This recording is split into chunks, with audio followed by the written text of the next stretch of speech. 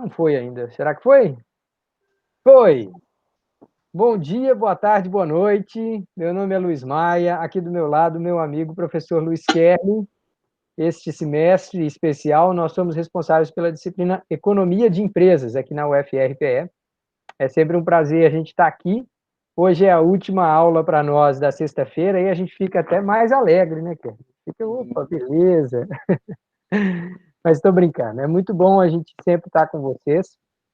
Nós temos uma temática hoje que foi tema das nossas videoaulas, né? Com certeza, como sempre.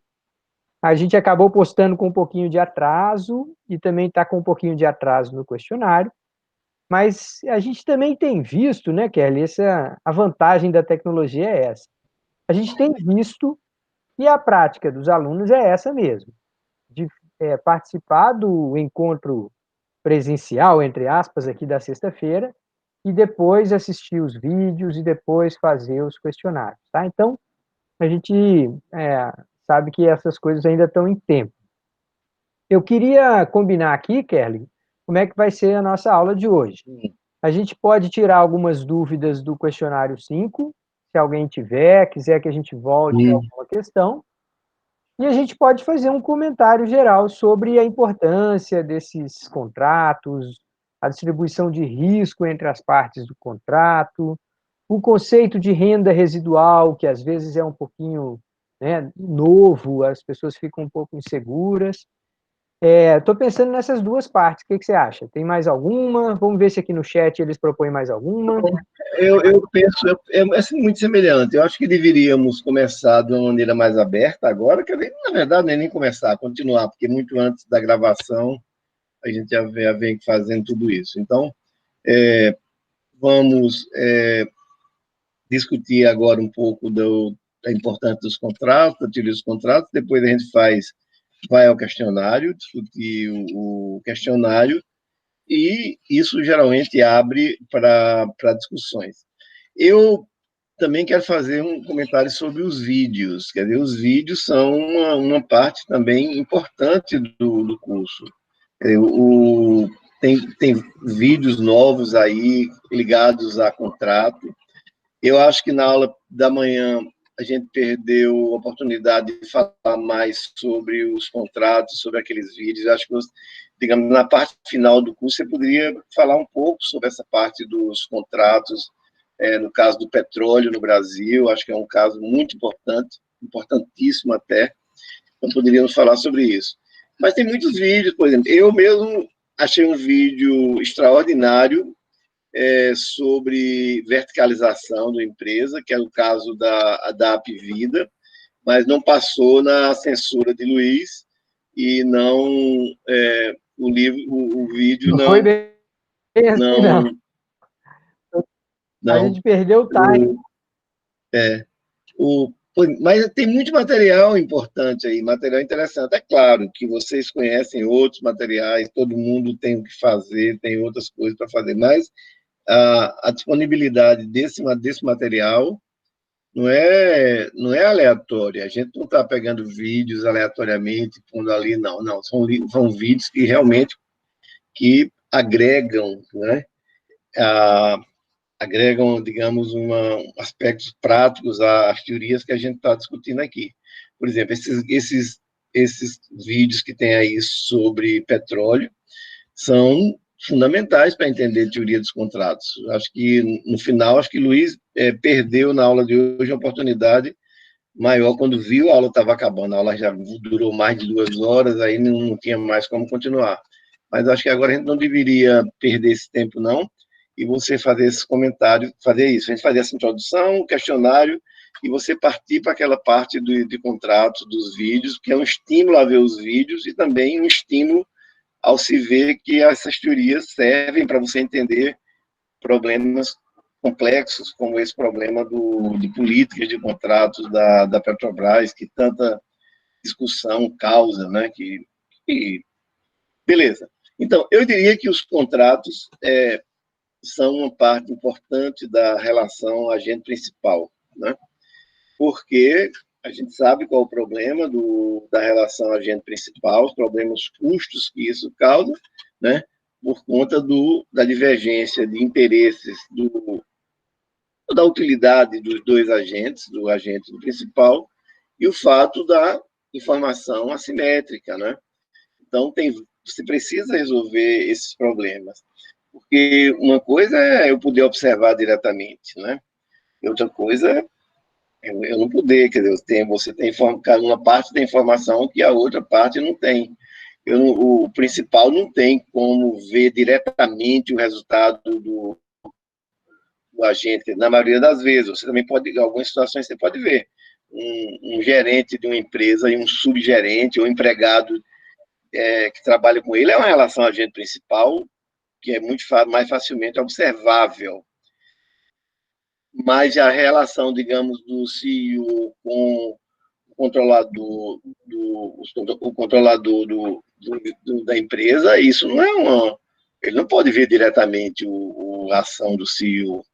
Então, isso é importante, quando você pode ver, quando você não pode ver, porque aí a questão da informação assimétrica fica muito, muito, muito importante, né? Então, os contratos são formas de tentar, não é resolver, mas de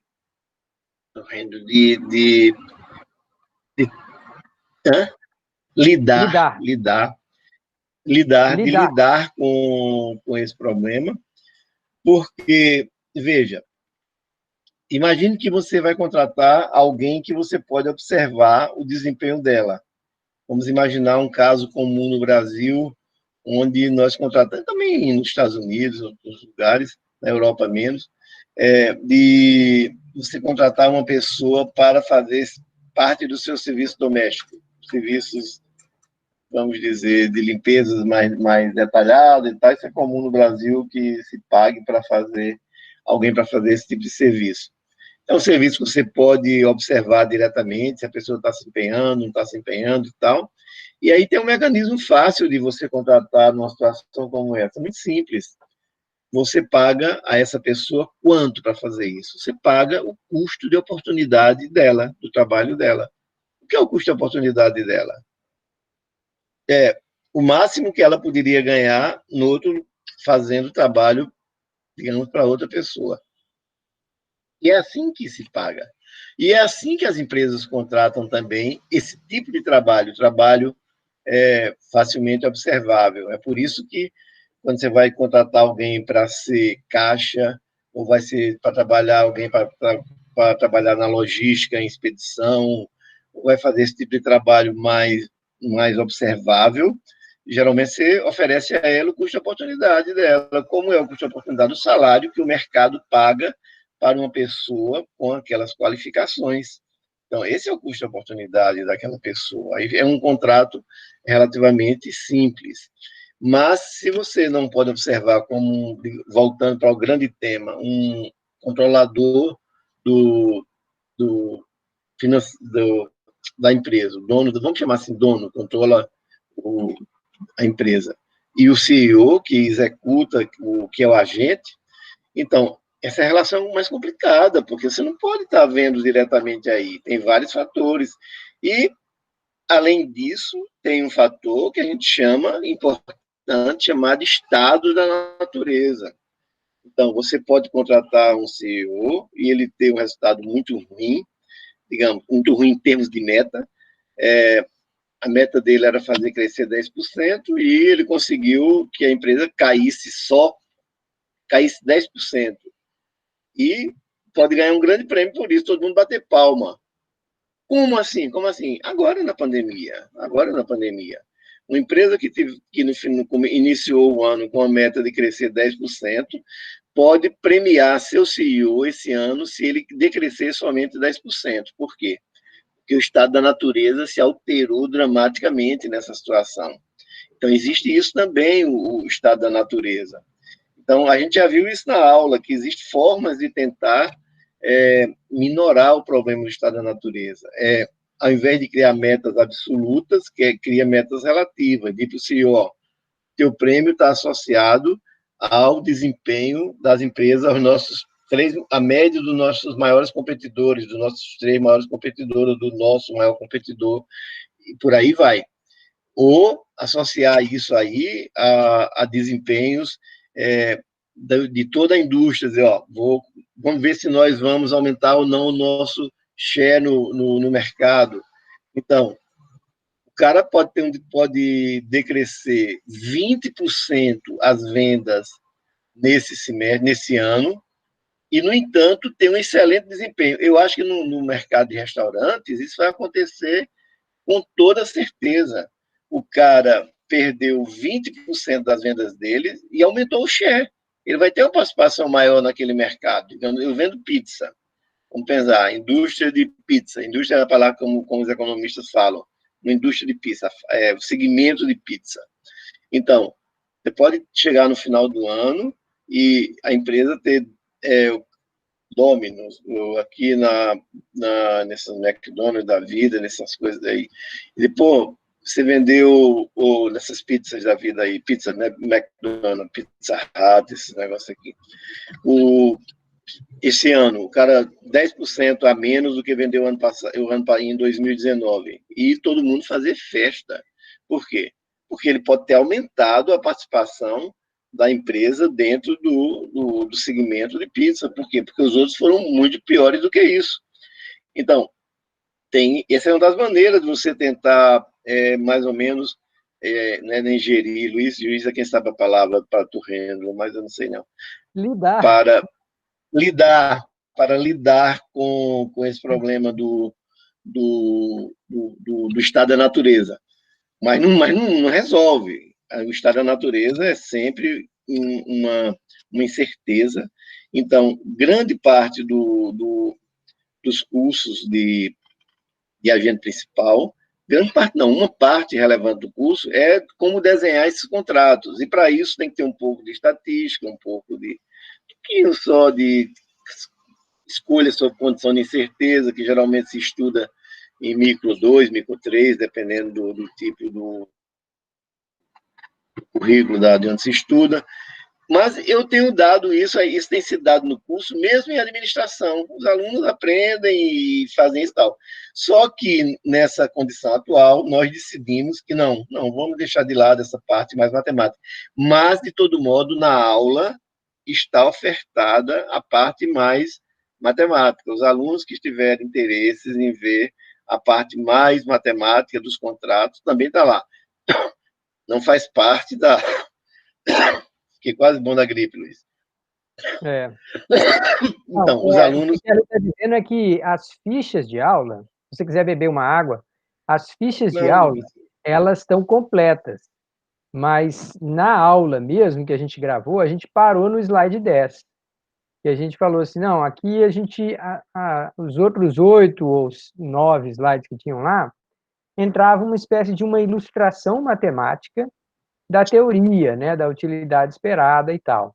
Então, aquilo para os economistas, em especial, aqui a gente tem alguns na sala, né? Eu sei que tem também administradores aqui, mas para os economistas é interessante ler aquela parte. Não vai cair no questionário, a gente não vai avaliar, mas é uma parte importante dentro da teoria econômica, né?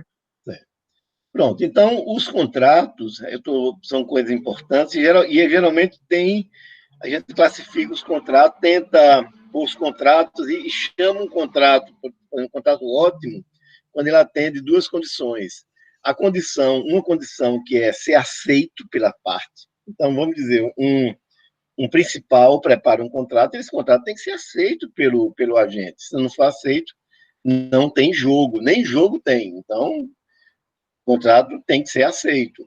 E, em sendo aceito, ele tem que cumprir uma outra qualidade, que é um contrato que leva o contratado a se comportar conforme o interesse do contratante. Então, toda vez que eu faço um contrato, por exemplo, vamos imaginar assim, um contrato com o CEO, eu digo, eu quero que a empresa cresça. Então, no contrato, eu vou lhe dar um salário fixo, isso é, vou assumir uma parte do risco, porque eu não sei o que é que você vai fazer, pode ser que você dê prejuízo, mas, de todo modo, você já ganhou o fixo. Mas tem uma parte que você só vai ganhar com o desempenho, se as vendas aumentarem e tal. Então, esse contrato, digamos, se o CEO aceitou, ele cumpriu essas duas partes, quer dizer, ele cumpriu a parte de ser aceito, e, em sendo aceito, ele vai ter incentivos para se comportar conforme o interesse do principal que lhe contratou. Então, estou só revendo, isso já está lá no nosso vídeo gravado, essa ideia de que os contratos têm que ter essas qualidades. Beleza? É somente fazendo uma revisão geral. Mas Luiz vai mostrar no final uma bela apresentação dos contratos, ou uma discussão, que na verdade a apresentação está lá nos vídeos, desses contratos da Petrobras. Teve mudanças muito fortes no Brasil, o pré-sal. O pré-sal abriu uma área completamente nova de exploração de petróleo no Brasil, uma era nova de exploração de petróleo, que levou muitas esperanças e que ainda é uma coisa muito importante, e que revolucionou, de alguma forma, também digamos assim, a indústria de contratos. Né? Os contratos foram muito alterados, avançaram muito nessa nova fase com a entrada do pré-sal. Então, tem que saber, quer dizer, que essas discussões que a gente faz aqui, que parecem abstratas e tal, isso só faz sentido, essas discussões, porque eles afetam, esses temas são temas que afetam diretamente as empresas. Então, a empresa que você trabalha, ela tem que resolver os problemas dos contratos. Você que trabalha na empresa, você assinou um contrato. Aquele contrato não é aleatório, não. Aí, é aleatório, sim, ele vai na internet e baixa o contrato. Sim, ele baixa aquele contrato, porque aquele contrato se adapta, ele faz algumas adaptações à situação, aquela situação acolá, mas na sua versão original, aquele contrato foi talhado, moldado para uma situação específica, que a empresa que você trabalha, pode ter modificado pequenas coisas ali e tal. Então, um contrato é uma maneira de resolver essa questão do agente principal. No seu caso, você é o agente, você que está sendo contratado é um agente, você é um agente. E você foi contratado, e geralmente, no nível de trabalho que vocês fazem enquanto estudantes, e são contratos onde podem ser diretamente observados. Então, em geral, faz esse tipo de contrato com salário fixo, porque faz sentido. Mas quando você não pode observar e quando o agente é avesso ao risco, geralmente os contratos não são um salário fixo. Eu volto a insistir, ninguém vai imaginar que o cara que é o plant manager da Fiat aqui em Recife ganha um salário fixo. Não ganha. Nunca ninguém me disse, mas não precisa me dizer. Eu sei que ele não ganha. Eu sei que ele ganha um salário, uma parte fixa do salário, e que a outra parte é variável, e é variável criando incentivos para que ele trabalhe, para que ele puxe a empresa.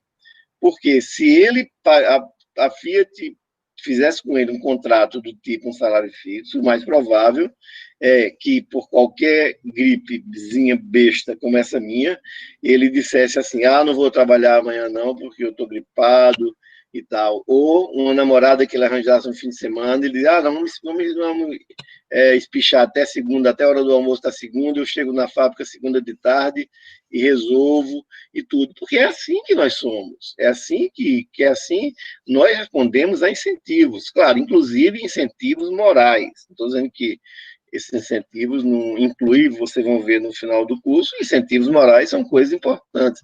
O cara pode dizer, não posso fazer isso não, porque isso está comprometendo um monte de gente. Sim, mas o fato é, por via das dúvidas, não crie incentivos para que um agente econômico se comporte de uma maneira que você não quer.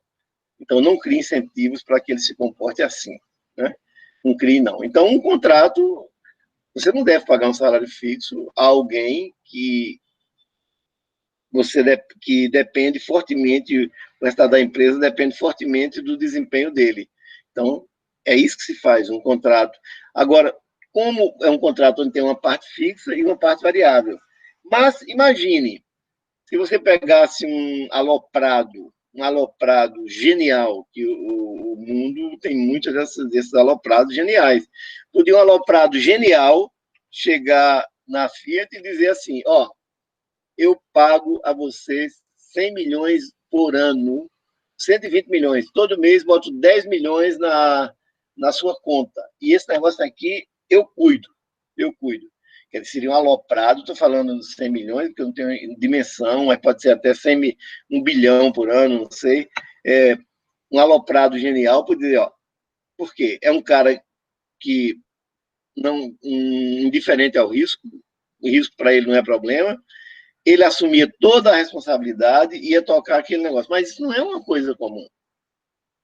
É muito mais comum, às vezes, no pequeno negócio.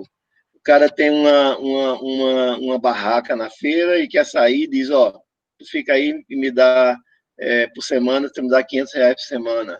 Ou o cara tem digamos, uma cópia dessa aí na universidade e tal. Nesse tipo de negócio, você encontra esse tipo de contrato.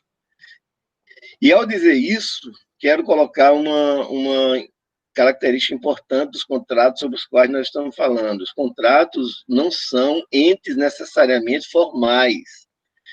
Um contrato de um CEO, um contrato do plant manager da Fiat, e claro que isso está formado, o seu contrato na empresa está formalizado, mas se não o seu contrato com a arrumadeira, com a pessoa que cuida do apartamento, o seu contrato com alguém que vai fazer um serviço de marcenaria determinado, geralmente não tem contrato escrito, mas isso é um contrato em toda a acepção da palavra, que cria responsabilidades e direitos para ambas as partes e tal, embora não esteja escrito,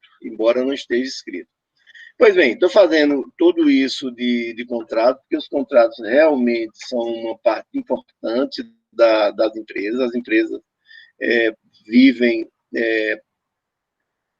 disso, porque se lembra também que a empresa que faz contrato com você, ela faz contrato com o produtor dos produtos, se ela for uma distribuidora, ela tem alguém que está fabricando, que ela faz contrato.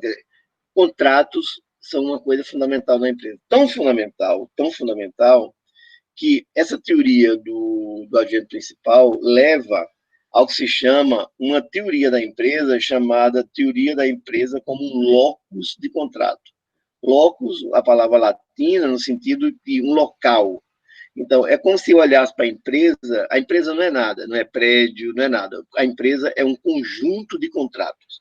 O que é que define o tamanho da empresa? O que é que define o porte da empresa? Os contratos dela. Ela para aqui. Esses são limitados por esses contratos aqui. Então, na verdade, é uma bela visão de empresa, uma visão muito funcional. A empresa como um locus de contratos. Contratos que definem até quem é que se apropria do lucro que ela gera, da renda extra, tudo mais. Então, contratos são, de fato, uma parte importante da teoria da empresa, né? E se vocês, o livro do Fiani tem alguma coisa importante sobre isso, aí vocês podem encontrar, se alguém se interessar, livros na internet, nem se fala a quantidade enorme de materiais sobre teoria dos contratos. E Luiz escolheu uns exemplos importantes da Petrobras sobre teoria dos contratos, que eu acho que vale a pena discutir. Então, Luiz, feito essa apresentação, digamos, dos contratos, acho que poderíamos abrir o questionário, né? E depois... Aqui, deixa eu voltar para um exemplo. Deixa eu colocar um exemplo aqui que eu acho que ajuda a ilustrar vários dos conceitos que você mencionou nessa tua síntese aí, tá? Então, olha só, bem rapidinho para a gente também não se alongar demais na parte mais conceitual. Vamos tentar aplicar esses termos, tá? Então, o Kerry falou sobre um contrato eficiente, um contrato que vai ter características específicas. Para ser eficiente, ele vai ter que ter duas características. Uma que ele falou é ter gente querendo participar daquele contrato, né? Uma espécie de uma condição de atratividade, tá? Uma condição que vai garantir que ele é viável. Existe uma segunda condição, é que ele, de fato, faz com que as pessoas ajam de uma maneira alinhada, em função daquele interesse. Mas uma coisa que é importante lembrar, Kelly, é que o contrato, ele não é eficiente só porque a gente quer que ele seja eficiente. O contrato eficiente é aquele que não há desperdício, né? Na economia, a gente sempre pensa no conceito de desperdício. Então, eu queria resgatar com um exemplo aqui a ideia de eficiência, falar um pouquinho sobre eficiência de Pareto e cumprir uma promessa que eu tinha feito lá no vídeo de trás, em alguma hora. Eu tinha falado que eu ia contar uma história do aeroporto em Nova York. E não contei, do eficiência de Pareto no aeroporto em Nova York. Então, eu vou contar duas historinhas rápidas, tá? Então, está aqui o Luiz Maia, mora aqui em aldeia, tem lá uma casa que tem um jardim e tem uma cerca viva. Aí eu vou contratar um cara para cortar a cerca viva. Só que eu estou muito atarefado, estou falando ao celular e tal. Esse cara chega aqui para cortar a cerca viva, eu falo assim, pode ir começando aí que daqui a pouco eu falo com você. Bom, se o cara está ali na minha frente, é porque a gente já combinou mais ou menos quanto que custa a diária dele, né? Ele já de alguma forma, já concordou em trabalhar para mim. Então, uma parte das condições para esse contrato ser eficiente já foi atendida. A outra seria a gente ter o interesse dele e o interesse meu alinhados, combinados, para trabalhar juntos ali. Mas aí, o que acontece? Eu estou falando ao telefone, estou lá resolvendo outras broncas, esse cara vai lá e corta minha cerca viva pela metade. Aí reduz muito a altura daquilo. Quando eu me dou conta, eu vejo que ele fez tudo errado. E aquilo só era a primeira das 20 tarefas que eu ia pedir ao longo do dia. Aí eu dou um grito lá para ele, falo, fulano, o que é isso, cara? Você acabou com a minha cerca? Aí ele fala assim, não, mas você não me disse nada. Não, meu amigo, mas olha a cerca como é que tava, olha o tamanho que você deixou, não tá... Não, não tá óbvio para mim, não. Ah, meu amigo, não dá para conversar com você, não. Tá aqui meia diária, vai-se embora, eu não quero mais trabalho com você. Pronto. Esse contrato não foi cumprido ao todo, eu perdi metade da diária e ele perdeu metade do dia dele. Então, esse é um contrato que não é eficiente. Por quê? Porque teve desperdício. Ele perdeu metade do dia dele. Eu perdi 50% da diária que eu ia pagar para ele. Um contrato eficiente é aquele em que todos os ganhos possíveis, aferidos por qualquer parte, mas a soma dos ganhos está sendo realizada. Então, um contrato eficiente pode até não ser justo, pode não ser, digamos assim, apropriado do ponto de vista moral, do ponto de vista social, ser visto como sendo agressivo, sendo desonesto e tal. Mas o ponto é, há desperdício ou não há desperdício? Esse é o foco da economia. Tá, então eu dei um exemplo aqui de um contrato que não é eficiente. Para ele ser eficiente, ele precisa ter a condição de participação, ou seja, ele é atrativo de modo a ter duas partes envolvidas, e ele tem a condição de compatibilidade, que é os interesses serem alinhados. Naquele exemplo lá da cerca viva, a informação não fluiu. Quer dizer, eu não dei instruções para o cara assumiu que ele fizesse do jeito que ele quisesse, e aí a coisa deu errado. Tá? Então, não tinha todas as condições de compatibilidade naquele contrato. Mas quando a gente fala em eficiência, Kelly, sua câmera está fechada, mas o microfone está aberto. Quando a gente fala sobre contratos, o conceito de eficiência, existe esse termo que todo mundo que é economista conhece, mas os administradores não são muito lembrados, ou talvez nunca tiveram contato, que é a eficiência de Pareto. Deixa eu ver aqui no chat, quem é que se lembra do conceito de eficiência de Pareto? Vamos lá. Letícia, Henrique, Hanna, quem é que pode dizer pelo menos assim, sim, eu me lembro alguma coisa, não, repete aí, pelo amor de Deus. Eu quero ouvir que tipo de contato que vocês já tiveram com esse conceito. Eficiência de Pareto. Não se pode melhorar para um sem piorar para outro. Opa, já estou passando. Isso Não mesmo, minuto beleza. da Isabelle. Tá, Isso. mas então, vocês estão lembrando do conceito, tá, gente? Olha só. A maneira como eu sempre gosto de lembrar da eficiência de Pareto é pensando no mundo antes da reciclagem. Então, antes da reciclagem, você pegava todo o resíduo que você gerava na sua residência, na sua empresa, e jogava lá nos lixões. Diga-se de passagem, a gente ainda faz muito disso. Mas, enfim, até aquele momento a gente não conhecia o que fazer com aqueles materiais. Na hora que a gente cria técnicas, tecnologias de reciclagem, a gente pode pegar um lixo que não servia para ninguém e gerar renda, gerar emprego para outros. Ora, quando eu fiz isso, eu melhorei a situação de uma parte das pessoas sem atrapalhar ninguém, sem precisar tirar de ninguém. Então, é que a gente não era uma sociedade eficiente. Quando a gente cria reciclagem, a gente fica mais próximo da eficiência de Pareto. Mas eu tive uma vivência pessoal que foi também muito interessante nesse sentido. Luiz Maia desce no aeroporto de LaGuardia, perdão, de JFK, em Nova York, e ia pegar o voo para Carolina do Norte num outro aeroporto de Nova York, de LaGuardia. Meu pai me deu esse presente aí de comprar minha passagem com 2 aeroportos diferentes.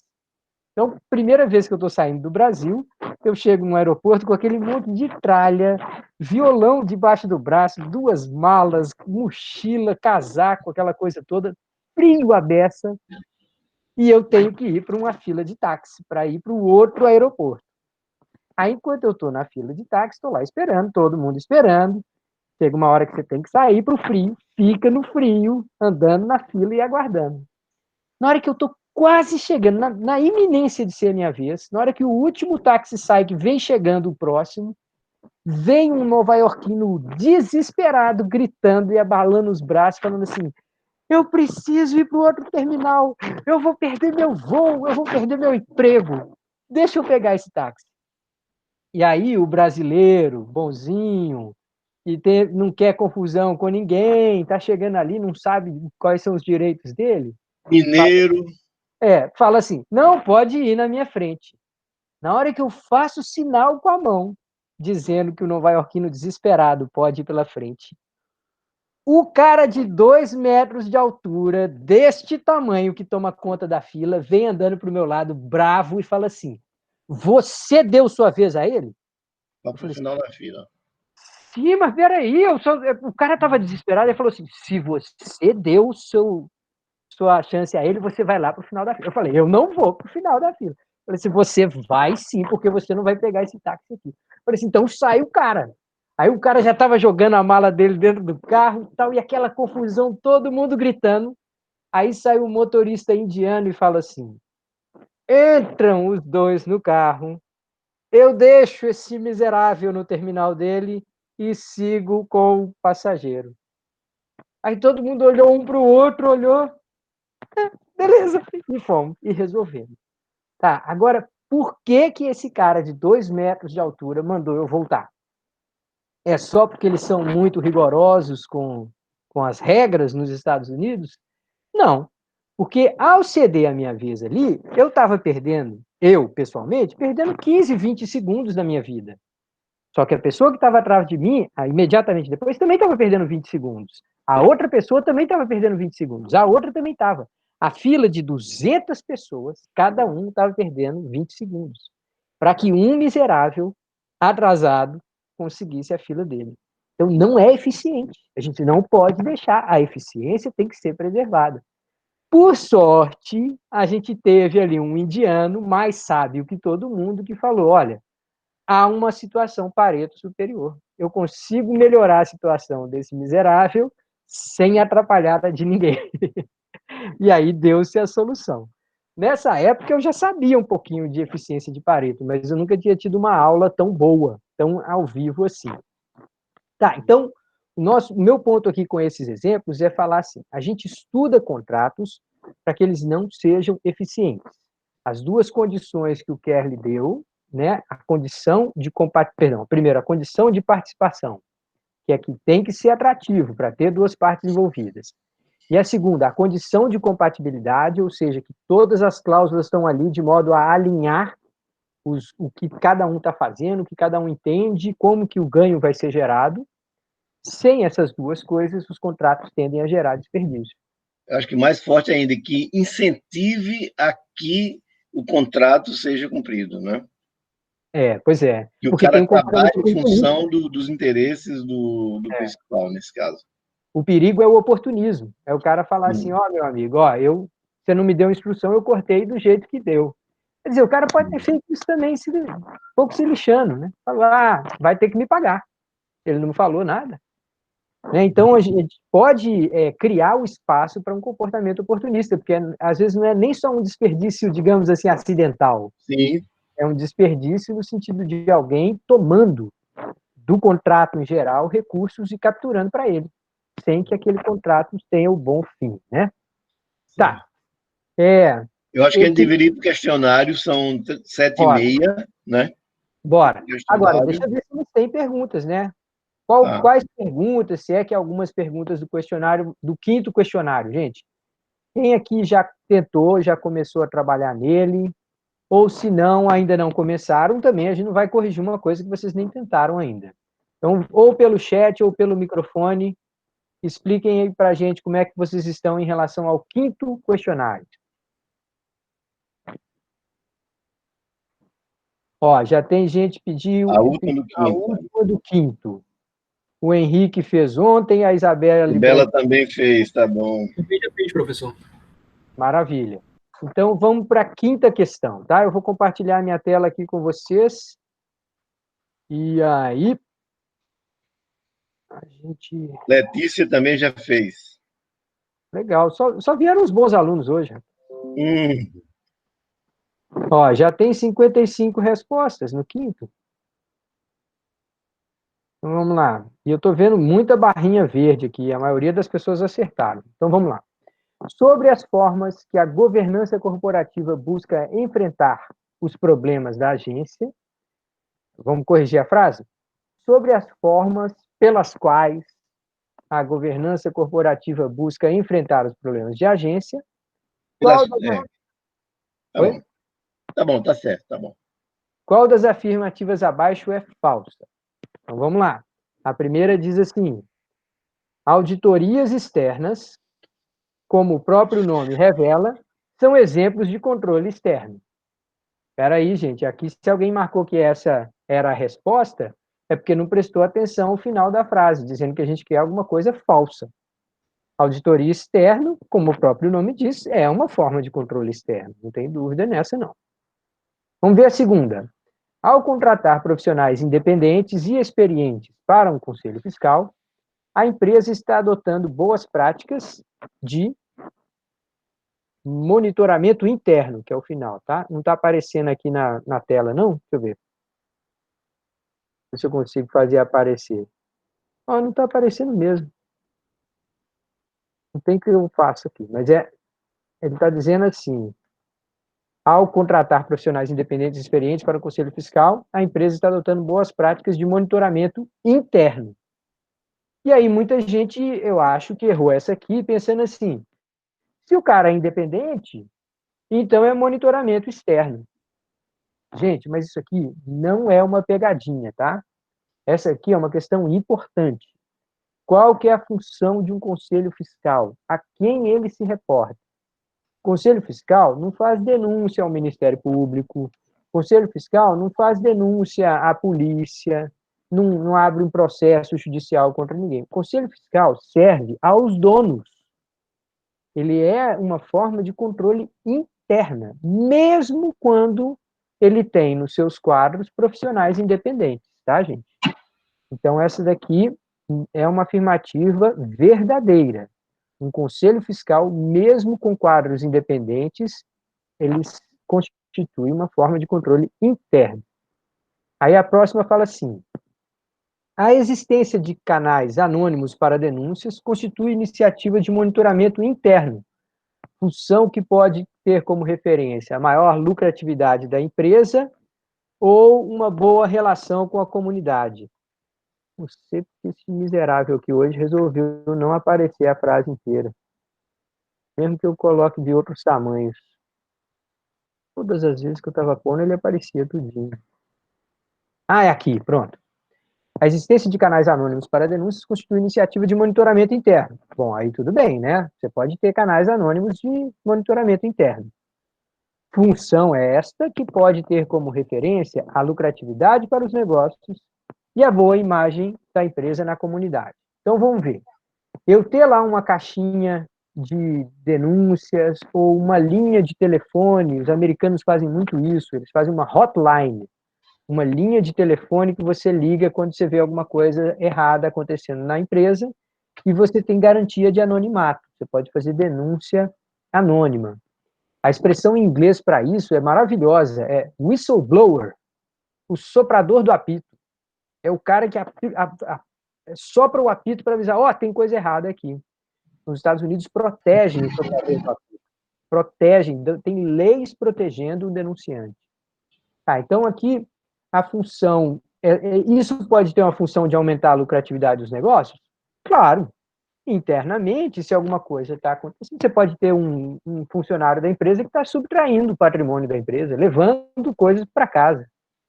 E isso vai impactar mais cedo ou mais tarde o ativo da empresa e assim a sua lucratividade. Por outro lado, também pode impactar a boa imagem da empresa na comunidade? Sim, também pode. Por quê? Porque um funcionário que acredita trabalhar para uma empresa honesta, uma empresa que se preocupa em fazer a coisa certa, de obedecer à lei, esse funcionário também pode ter uma relação com a comunidade. As pessoas vão, no passar dos anos, vão passar a ver aquela comunidade, aquela empresa como sendo uma empresa respeitável, uma empresa que você tem algum apreço, até algum tipo de afeto por ela. Se você acha que eu estou exagerando com a palavra afeto, pegue o caso da Rural de Pernambuco. A Rural de Pernambuco é uma universidade que, apesar de estar numa região da cidade onde tem muito assalto, a gente sabe que boa parte dos nossos alunos morrem de medo ali de andar pela Rua de Dois Irmãos, porque tem casos de assaltos mesmo, mas a gente mantém a universidade aberta. Qualquer pessoa, qualquer cidadão, branco, preto, amarelo, velho, novo, pode entrar na universidade e passear pela universidade. Isso não é pouca coisa. A gente sabe que tem membros ali da comunidade que entram na universidade, por exemplo, para pegar frutas e vão vender ali à beira da pista, vão vender fruta-pão, vão vender manga, vão vender uma série de frutas. Então, a gente está relacionando com a comunidade. O campo de futebol que fica logo ali na frente da reitoria, o grande usuário daquele campo são os membros da comunidade, de Dois Irmãos e de Sítio dos Pintos. Então, assim, o apreço que a universidade tem por todo mundo que está dentro, o respeito com que ela trata todo mundo, as regras, né? Eu sempre conto um caso, de uma vez teve uma grande confusão, porque o vigilante expulsou os garotos da comunidade e os pais vieram reclamar. E aí o vigilante foi lá e falou assim, olha, eu expulsei os seus filhos porque eles estavam subindo na laje. Quer dizer, tem que ter um maior vigiando esses garotos aqui. Se eles caírem e machucarem, a universidade é responsável. Vocês não podem deixar eles sem vigilância, sem... Aí bom, eu não sabia, o pai foi pedir desculpa e tudo mais. Então, quer dizer, ao expulsar os garotos, a universidade estava cuidando da saúde e da vida deles. Isso, Então, fazendo, não perdendo a oportunidade. Isso faz parte da governança da universidade. Uma parte da governança é a relação dela com o meio ambiente ou com o ambiente social que o cerca. Então, se lembre que tudo isso que o Luiz está falando faz parte da governança da rural. E que se expressou nesse caso, no exemplo que eu acabei de citar, na forma de um monitoramento interno. Né? Era o vigilante que estava instruído a expulsar os garotos se eles estivessem colocando a vida deles mesmos em risco. Né? Então, isso é governança, isso é monitoramento interno, e sim, isso melhora a imagem da rural frente à comunidade. Então, a rural pode dizer assim, um ponto importante na governança da rural é que a rural se enxerga como uma instituição que quer relações friendly com a comunidade na qual ela está inserida. E, por isso, a rural se define como uma entidade aberta ao trânsito de qualquer pessoa. Então, isso é claramente uma definição, uma parte da governança da rural. Assim como tem quantas outras partes, isso é uma parte importante da governança da rural. Então, precisa lembrar disso. Ó, a gente falou tanto em governança não da estrutura de governança, estou falando da governança corporativa, da governança institucional. Excelente. Pronto, Luiz. Muito bem lembrado. Só para terminar, vocês estão vendo essa barra verde de todo tamanho aí, a resposta certa, né? A frase que é falsa, diz assim: entre os contratos de incentivo, encontra-se o direito à participação nos lucros.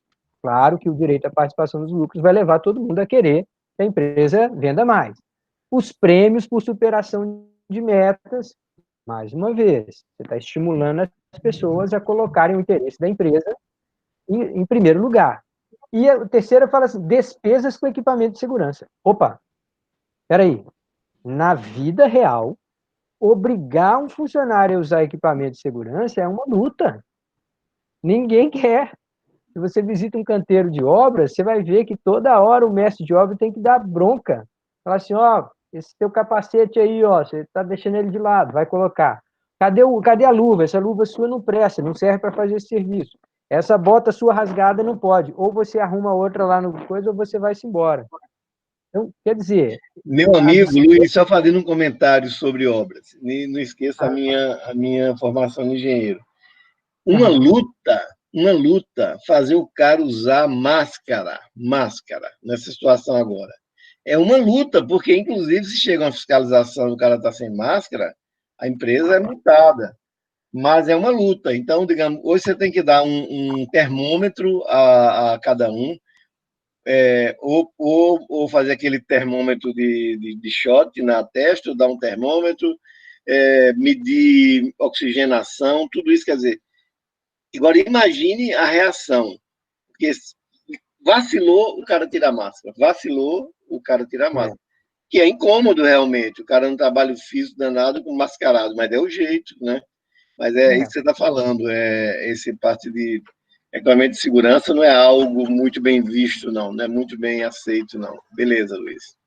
Legal. Alguém tem mais alguma questão que gostaria de colocar? Ou eu posso interromper aqui o compartilhamento? Acho que não, né? Apareceu alguma coisa aí? Não. Ótimo. Tá, então vamos lá. A gente tem 2 vídeos que a gente queria comentar. Um deles é sobre o regime de exploração de petróleo no Brasil. E aí a gente teve durante muitos anos um regime que era predominantemente chamado de concessão, e agora, mais recentemente, a gente começou a ter com maior frequência o chamado regime de partilha. E isso tem tudo a ver com contratos, tem tudo a ver com renda residual e tem tudo a ver com quem vai assumir mais risco, tá? Nas partes envolvidas. O segundo vídeo é sobre blockchain. E blockchain é uma nova tecnologia que ela é extremamente aplicável ao desenho de contratos, tá? Então, nós vamos tentar falar um pouquinho de cada uma. Faltam 15 para as 8, a gente fala por 8. Será que travou? Ah, voltou. Não, um pouquinho, mas não perdeu quase nada, pode falar. Legal. Tá, então vamos primeiro falar sobre Petrobras, a ANP, a Agência Nacional de Petróleo, e esses regimes, tá? Gente, no regime de concessão, que era o tradicional no Brasil, na maior parte das vezes, o Brasil estava interessado em apurar um valor muito grande com a venda ao direito de exploração de certos postos. Então, o Brasil não queria correr o risco. Ele fala assim, leilão, começa com o preço de 10 bilhões. A partir de 10 bilhões, os lances vão sendo dados, se chegar a 12, se chegar a 15, se chegar a 20, eu, Petrobras, e eu, governo do Brasil, recebo aqueles 15 bilhões e o problema é seu depois. O problema seu é fazer aquilo ali gerar renda. Ou seja, o principal entregou lá para o agente, exigiu um pagamento fixo e falou assim, se você conseguir explorar 15 bilhões, você fica no 0 a 0. Se você conseguir explorar 20 bilhões, você teve uma renda residual de 5 bilhões. Mas quem está correndo risco é o concessionário, é o cara que recebeu a concessão.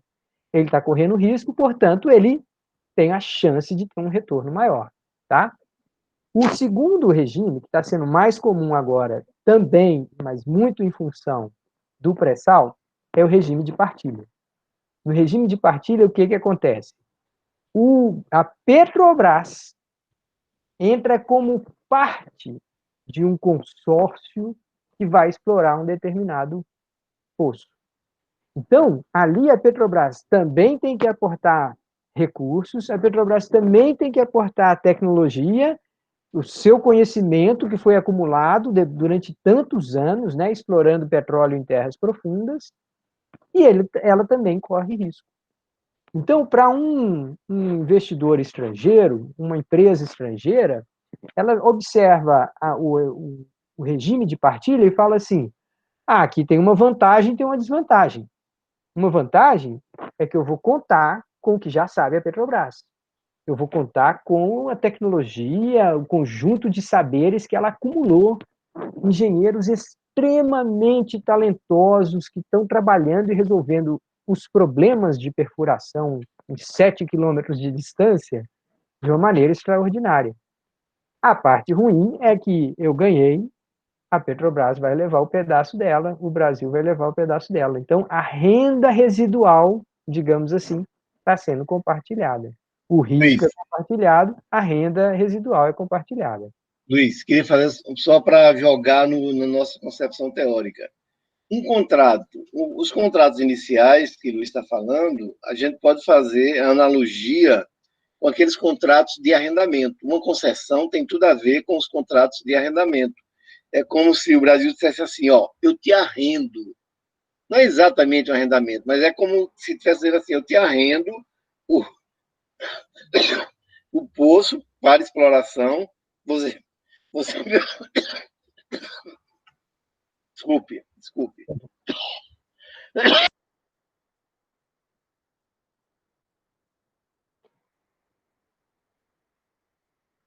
Então é como se você tivesse eu estivesse lhe arrendando, embora seja um arrendamento, você paga de uma vez, digamos assim.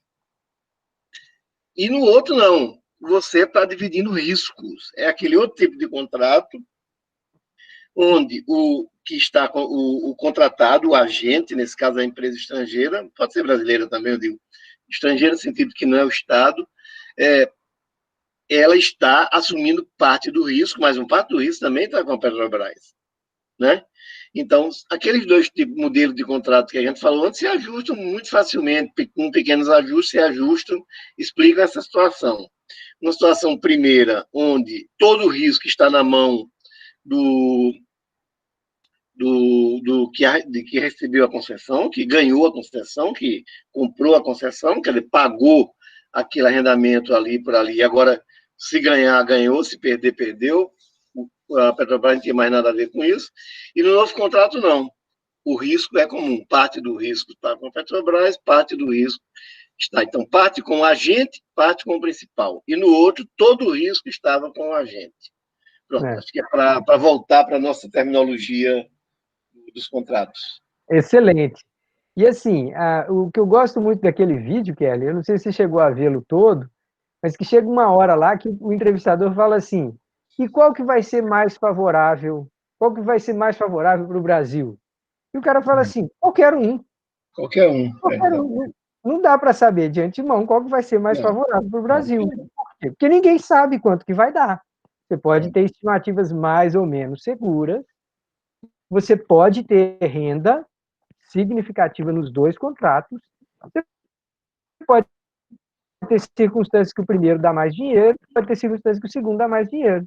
Você tem que analisar o quanto que essa parceria pode ser interessante para o Brasil, o quanto que você quer manter um pouco dos saberes da Petrobras sob utilização, em uso, numa área que parece ser muito promissora. Então, tem uma série de outros aspectos estratégicos que pode te levar a este ou aquele contrato. Mas aquelas ideias bobas de falar assim, o Fernando Henrique entregava de graça os poços, era aquilo ali, era entregar para o banqueiro estrangeiro o dinheiro e ficar. Isso é uma bobagem. Por quê? Porque num sistema de leilão não tem como você ser roubado. né? Você chega lá e fala assim, ó, primeiro, o preço mínimo sou eu que ponho. Chega lá, se tem 10 lances, não tem como alguém dizer que você vendeu a preço de banana. Se tiver, não, mas depois que eles pagaram 15 bilhões, eles extraíram 30 bilhões. Então o governo vendeu a preço de banana. É como que você sabe disso? Como você sabe antes? Porque foi leilão, né? Tinha 5, 6 empresas concorrendo, uma oferecendo um preço ou outro e tal. E, sem falar que naquela época ainda o Fernando Henrique, seu microfone está fechado, o Fernando Henrique ainda dependia, precisava de grana, porque a dívida estava explodindo, né? Seu microfone. Ele tem que lembrar que, nesse caso aí, todo o risco era do agente. O cara que comprou a concessão, ele pode ter comprado na concessão e ter errado a avaliação dele e ter perdido muito dinheiro naquela coisa lá. Enquanto que no outro contrato, quando divide o risco, ele também, se ele perder, a outra parte também está perdendo. Então, é uma situação onde o principal também está correndo risco, né? Aí você pode dizer, no caso de governo anterior, no governo Fernando Henrique, todo lucro era do cara, sim, mas também se houvesse qualquer prejuízo, todo prejuízo também era dele, né? Então, o cara simplesmente, o Estado brasileiro botava o dinheiro no bolso, independente do resultado da exploração. Enquanto que, nesse caso agora, que eu acho que são os contratos muito adaptados, eu defendo também essa forma de contrato, está muito bem, está muito bem. Mas ambos os contratos podem ser interessantes, depende da circunstância somente. No caso do pré-sal, tem um problema que o pré-sal é uma situação de risco muito grande, porque entrou uma variável, o estado da natureza aí, meu amigo, modificou-se enormemente, e aí você vai tomar decisões sobre algo que se conhece muito pouco. Antes você decidir sobre uma concessão de petróleo, eram áreas já conhecidas, já mais exploradas, muito mais, né, muito, o risco era muito menor. Agora, com o pré-sal, não. Então, o fato de que o agente, nesse caso, assume parte do risco, é um incentivo para que o principal assuma uma parte do risco, é um incentivo para que o agente também assuma uma parte do risco. Beleza. E o Henrique estava perguntando justamente nessa linha, Kerry. Ele falou, e as previsões são tão incertas assim, professor? Sim, sim. São radicalmente incertas. Então, a gente está falando de um ambiente em que quem diz que sabe é mentiroso. Né? Quem diz que tá na cara que foi um mau negócio, tá na cara que foi um bom negócio e tal. Isso. Eu queria fazer um comentário com o Henrique. Henrique, tem a gente está falando aí de risco, vamos chamar assim, um risco técnico, um risco de que, digamos, a área contratada não produza a quantidade esperada, que as dificuldades sejam acima das esperadas, está tudo, estou chamando tudo isso de risco técnico.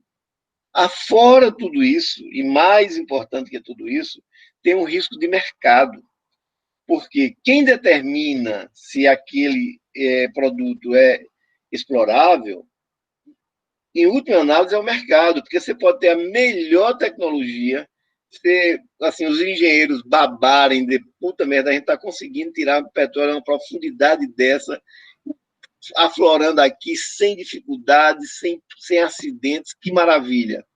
E um economista chega lá e diz, tudo perdido, tudo perdido. Isso que você está explorando aí, esse petróleo lindo que você está valendo aí, cada gota que está saindo é um dinheiro que você está jogando fora no mundo. Por quê? Porque você está extraindo petróleo a um preço mais caro do que o mercado está disposto a pagar por ele. E agora? E agora? Você venceu todas as dificuldades técnicas, você é o craque da engenharia, e realmente, a Petrobras é craquíssima nessa exploração de subsolo e outras empresas internacionais também. Você vai ver uma preciosidade, uma joia tecnológica, que é o cara ir lá numa profundidade enorme do mar e jogar petróleo aqui em cima, naquelas plataformas, que coisa maravilhosa. Só que cada gota daquela é dinheiro jogado fora, porque o que você está retirando, ninguém paga por ele o gasto que você teve ao retirá-lo. Pense nisso. Risco técnico e risco de mercado. Não é fácil, não. É uma situação de grande risco. E quem pode, e tem a parte técnica você pode estudar, trabalhar, melhorar e tudo. E o mercado, hein, Fernando? Quem é, hein, Henrique? Quem é que pode saber quanto é que o mercado vai estar disposto a pagar daqui a um ano por um barril de petróleo? Ninguém no mundo pode saber disso. O Henrique está perguntando se os leilões têm lance mínimo. Geralmente tem. Em todas essas negociações, há uma estimativa mínima de quanto que vai se gerar de renda com a exploração, e aí aquela primeira renda já é capturada. Então, a gente poderia, na nossa nomenclatura aqui, a gente já poderia falar. Luiz, é só lembrar esse último grande leilão que houve, que foi um fracasso total, porque os preços mínimos não foram, ninguém fez lances acima deles. Então não teve nem lance, não teve nem lance sequer. Né? Mas o detalhe é que esse é um tipo daquela remuneração híbrida, em que você tem um valor fixo e um valor variável, né, que a gente geralmente chama de renda residual. Tudo bem? Maravilha. Agora deixa eu fazer um rápido comentário para a gente terminar aqui, e é claro que o Kerli também vai fazer o comentário dele, sobre o tal do blockchain. Gente, esse tal de blockchain é uma espécie de um avanço tecnológico e que muitos de nós só o associa à tal da criptomoeda. A criptomoeda é uma das aplicações do blockchain. Então, essa tecnologia blockchain, para resumir assim de uma maneira muito direta, e que vocês vão ver lá no vídeo que a gente colocou, ela é como se fosse um livro-razão, um livro de registro, e ele é impossível de ser falsificado, fraudado e apagado. Então, imagine um livro que, se eu escrever aqui agora, aqui, ó, nessa folha de papel, Luiz Maia, na mesma hora que eu estou escrevendo Luiz Maia aqui, em 5.000 pedaços de papel no mundo inteiro, está saindo as mesmas letrinhas ao mesmo tempo. Então, o blockchain é isso, é um registro absolutamente descentralizado, de modo que ninguém pode fraudá-lo. Ninguém consegue alterar o que aconteceu para trás e tal. No caso da blockchain específico, isso diz respeito à propriedade sobre um ativo real, palpável, real, não é real, mas sobre um ativo que é perfeitamente verificável. Ele é seguramente verificável. Mas, do ponto de vista de contratações, o que essa tecnologia representa? Ora, se eu tenho uma maneira de eliminar dúvidas sobre o que está num contrato, eu coloquei já um grande avanço na minha vida. A teoria de contratos, ela tenta resolver os problemas em que os contratos são descumpridos, em que a gente não consegue monitorar o cumprimento de contratos. Mas se eu tenho uma tecnologia que detecta de maneira infraudável o cumprimento de contratos, então eu posso ter aí um enorme avanço na possibilidade de contratação. Se você ainda não conseguiu entender isso na prática, então imagine assim, eu estou querendo desenhar um projeto para um novo prédio aqui para a minha empresa que eu quero construir. Aí eu vou lá e falo assim, ó, gente, eu quero assim, ó, eu quero um prédio assim, assim, assado, com essas especificações, assim, assim, assim, eu quero tal e tal tecnologia para água, eu quero tal e tal tecnologia para refrigeração, eu não quero gastar mais do que 50 milhões de reais, e está aqui, e está pronto. E qualquer pessoa que for desenhar o projeto, nenhum deles pode ter menos de 25 anos de experiência em desenho de projeto. Pronto. Eu aperto o botão, imediatamente, aquilo ali é um contrato em aberto, em que eu posso ter todos os arquitetos do planeta participando. Você fala, sim, mas como é que você vai saber que arquiteto que é? Não, calma. Se eu tenho como registrar de maneira inviolável informação profissional, eu tenho como saber detalhes da carreira profissional de cada arquiteto. A ideia da reputação passa a ser perfeitamente traqueável, como é que eu falo isso? Rastreável. Rastreável em português, né? Então, a possibilidade que essa tecnologia traz é de você ter um sistema em que você não depende tanto de um monitoramento, você é capaz de apurar com muita precisão a reputação. Então, contratar uma pessoa, você fala assim, não, está aqui, eu sei exatamente. Isso, de alguma forma, já acontece quando você vai baixar um aplicativo. Quando você vai baixar um aplicativo, você fala, deixa eu ver quantas pessoas já baixaram.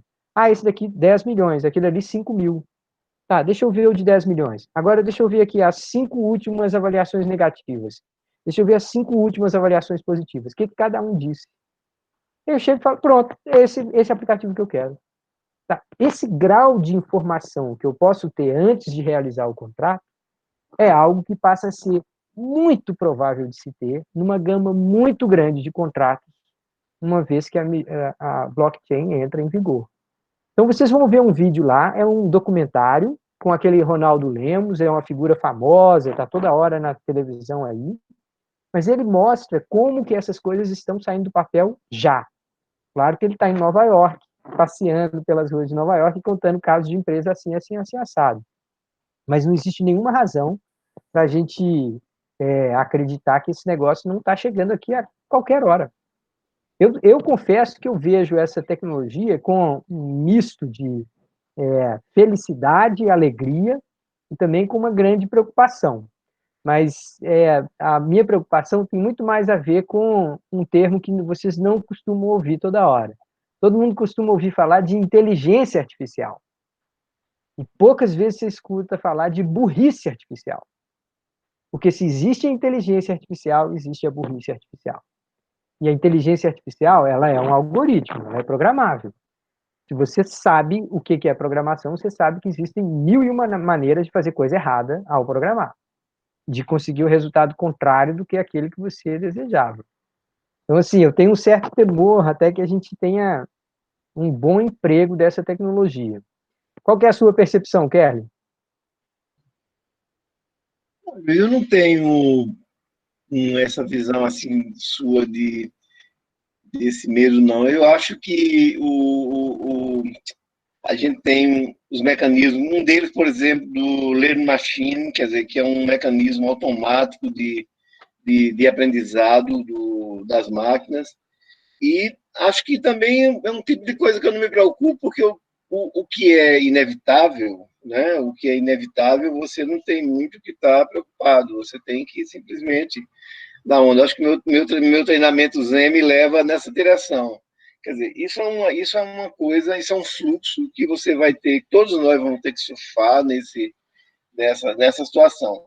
A minha preocupação maior, muito maior do que essa, é com a deep internet. Isso sim.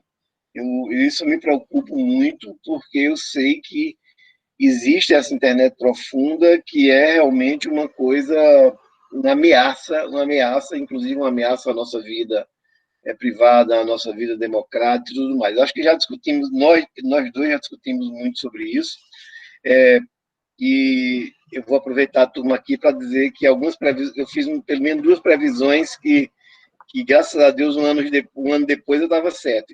Eu me lembro que eu dizia a você 1 ano atrás, que eu dizia, eu não acredito que o conhecimento gerado nas grandes fontes, as grandes empresas, as grandes universidades, não serão capazes, de alguma forma, de controlar essa deep internet. Quer dizer, claro, vai ser sempre um movimento, mas é uma ameaça permanente. Mas acontece que, do jeito que existe a ameaça, existe também, digamos assim, um exército de pessoas trabalhando no sentido de conter essa ameaça.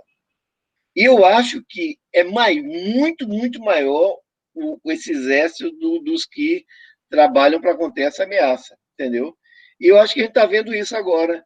Eu estou vendo as grandes empresas, as grandes de rede, todas elas criando controles, por exemplo, para fake news. Hoje, nessas eleições, digamos, nos Estados Unidos agora, que estão daqui a um mês, a questão do fake news está muito mais complicado. Já houve várias tentativas